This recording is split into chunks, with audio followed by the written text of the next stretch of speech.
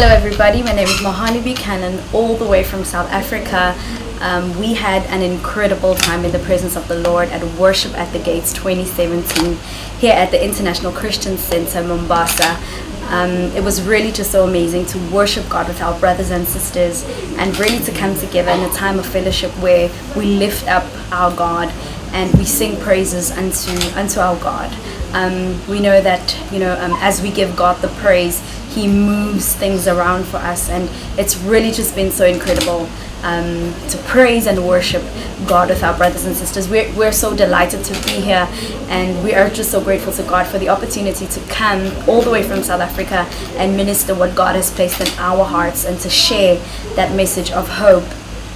We have a message for all of our brothers and sisters in Kenya during this political crisis.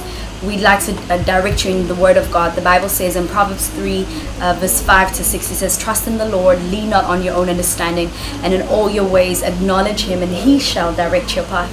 And we just simply want to encourage you to trust in the Lord and lean not on your own understanding, and He will definitely direct your path. Thank you.